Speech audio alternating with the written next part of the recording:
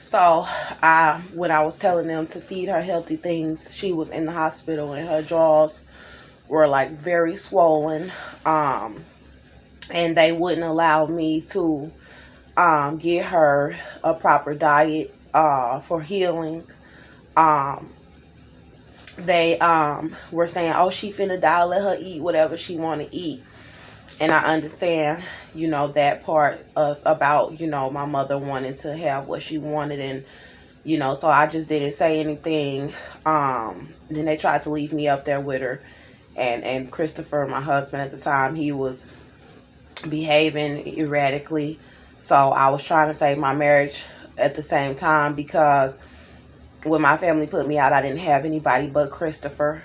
When I met him, it saved me from being sex trafficked. So I didn't want to lose him to another woman while I was over there with my mother, and I felt like it was partially her fault, you know, um, because of the environment and the people that were around. We were doing fine when it was just us.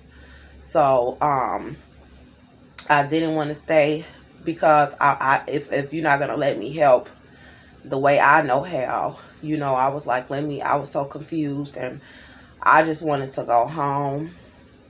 It was a lot of racism about my natural hair. It was a lot going on, and I almost felt like the movie Imitation of Life. My mother let me watch the movie when I was a little girl, and she didn't let us watch too many different things when I was growing up, because she felt like a lot of the things were inappropriate that was on the television. So I remember having to buy wigs that resembled white people or Hispanic women hair texture, and having to wear those wigs every day to work. And then coming up there with with these, having lace fronts and all of this stuff. And then I got a dark skinned mother. She wasn't really dark skinned, but she was darker than me, and my sisters were more of her complexion. And I was always the one who was put out of the house, and I was always the one who my sisters would gang up against, and she would date darker women, and they would all be ganging up on me, and I was her child. And then they would get her to join in to bully me as well. And then I was always the one who was left out there to have to try to meet a man to take me in to their homes. So I felt like the girl off Imitation of Life, when you coming up to the hospital and you was able to pass for something else, but your mother was black. And that's what I felt like, and then seeing her dying and everything, I didn't want to be in the position that I was in. I didn't want to play that role, but it was like they were forcing me to, because I was lighter skinned. And they'll make up all kind of reasons or whatever as to why not, but that's how I felt. So I wanted to go home, because the only time they ever would bring me around my mother was when she was sick, but any other time I wasn't allowed to be around my mother unless they said she was dying. And so they brought me back up there with my mom the night before she died. She died on Sunday, March 9th, 2014. And I was there Saturday, March 8th, 2014. And everybody was like, "Oh, she wants you to stay tonight. We want you to stay tonight with her," or whatever, because they had things that they needed to do, and they had been there with her the entire time, taking care of her, and stuff. So I figured, let me go up here with my mom. And when I went up there, I stayed the night with her, and she wasn't really moving, but I just put my hands on her body, and I was praying in the name of Jesus, in the name of Jesus. And I just kept praying over the whole night. And the next day she was moving, and she was, looking at me, and, she started breathing, like on her own. And I know in hospice, you're supposed to make the person as comfortable as possible before they die. You're not supposed to do anything to make them uncomfortable. And taking somebody's oxygen makes them uncomfortable. So when they did that, when the nurse, I went out to the white nurse. She was a white nurse with short hair and glasses, and I said, "Ma'am, can you come increase her oxygen? Because being that she was breathing it on her own, I wish I hadn't done it. But being that she was breathing more, I was like, let's give her a little bit more oxygen or whatever, make her a little more comfortable." And the nurse came with Vanessa and took it off. And then I was like, "Hold on, what you doing? What you doing? What are y'all doing?" And she was like, Vanessa was like, "Dre, stay out of the way, stay out of the way," and then I was like, "No," I was like, "Stop it." And then the nurse was right there doing it, and then I was looking around to see how I could stop them, and I was like, the only way that I could stop them is if I pick something up and do something to one of them for taking the oxygen off of her face. And I didn't want to be in there catching a murder charge or something behind my mother, dealing with this woman and trusting these people with her life. And then so I ran to get my uncle Derek, and I had ran out there, and there was people coming from Atlanta and all over, and surprisingly, all of these people was people that used my mom. Like, everybody, all these grown people always call my mom asking for money, and the times that they was in a relationship with her, they was using her for money. Certain people bought her gifts, but it didn't amount to what my mom had did for them throughout the relationship.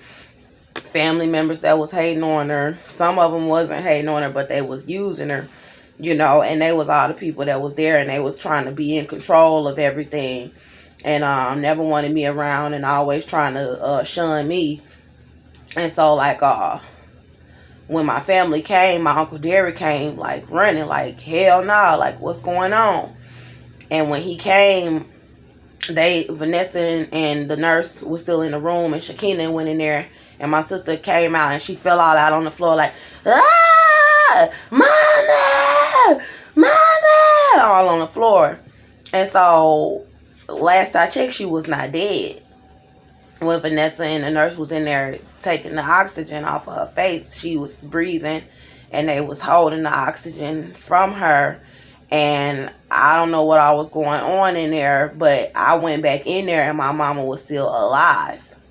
She was still alive, and she was like trying to breathe on her own. I was like, I came back in there. I came back out, and Shakina was on the floor, and I was like, "Get up, get off the floor." I was like, "Mama is not dead yet." I was like, "She not even dead yet, and you out here screaming and hollering, talking about Mama dead." She was not dead.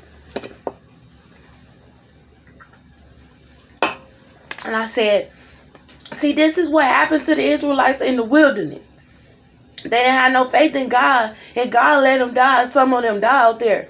I was like, "She is still alive. Where is your faith? Get off the floor."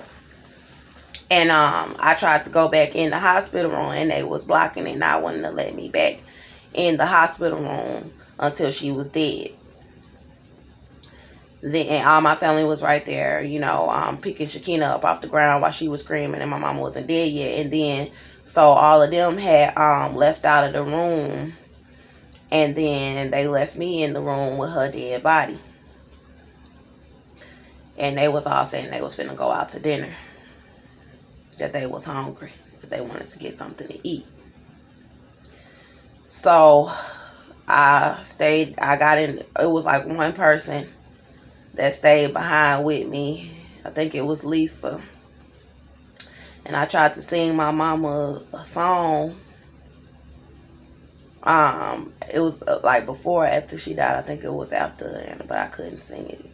It was like, "Take me to the King. I don't have much to bring. My heart is torn in pieces. It's my offering. Lay me at the throne. Leave me there alone to gaze upon your glory and sing to you this song. Please take me to the King. But I couldn't sing it because my voice was gone. Because I had smoked so many cigarettes that my voice was gone. And so I couldn't even sing it, but I tried. And I laid in the bed with my mom. And I held her body. It was still warm. And I was like, in the fetal position behind her, holding her. And her body was warm. And the man came in the room who was in charge of removing the body. And he was like, well, what do you want me to do with her body? And I was like, why are you asking me? Shouldn't you be asking Vanessa? He was like, well, you have power of attorney. That's your mother. And I was so angry. Because I was like, how dare you tell me now, after y'all done took the oxygen off of her, that I had power of attorney, but when y'all was taking that, when the nurse and Vanessa was taking the oxygen off of my mother, they were saying that I didn't have power of attorney, and that my mother left it to Vanessa.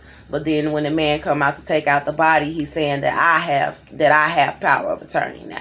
So I didn't have power of attorney when she was alive, but I got power of attorney when she died.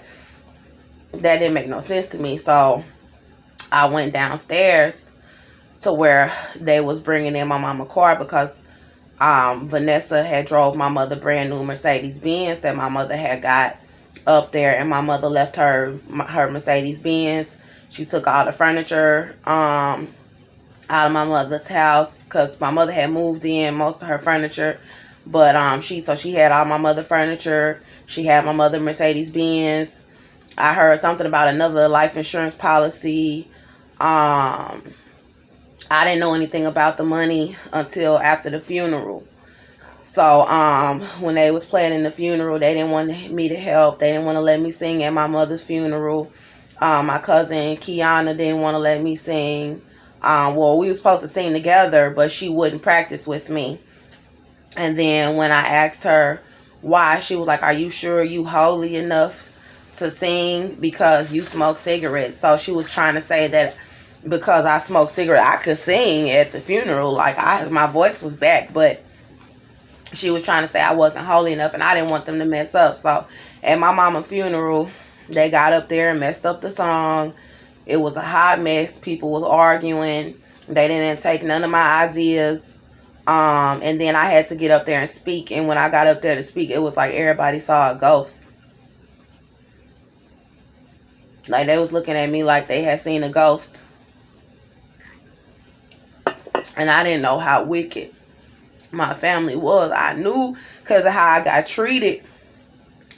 But I didn't find out until they was trying to murder me in the back of the jail just how wicked my family was. And I'll go into some of the things that God revealed to me about my family when I was back there. And it has been confirmed in the physical realm since I've been out about their involvement with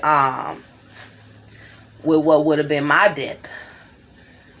But I'm still here, and it's still people trying to have me killed. So when I was in the cell with all of these women were trying to set me up to be murdered in the back of the jail. So when my mother passed away, it was people coming that didn't even supposedly like my mom, and then you at the funeral or whatever. And people that I loved, that I thought was close to me, I told them I needed them to come, and they wouldn't come, and so after the funeral, Vanessa told us that she needed to talk to us in private, and then she was like, oh, well, your mother left you $100,000. And Christopher had wanted to divorce me, so I told him about the money, and then we was supposedly going to be able to work it out, but he was treating me really, really bad, and disrespecting me in front of my family at the funeral, saying that he was the only adult there, him and my grandmother, and disrespecting my cousins. And my cousins, they were stealing stuff out of guest people purse. One of my cousins stole something out of a guest purse, and I was very upset that somebody would do that at my mom's funeral. It was a lot going on. He ended up in somebody's hotel room, one of my cousin's hotel room, I wasn't really studying that, but you know, it was just the disrespect. It was a lot of disrespect going on. Nobody wanted to get my mother ready. I went into the morgue, well, not the morgue, into the funeral home,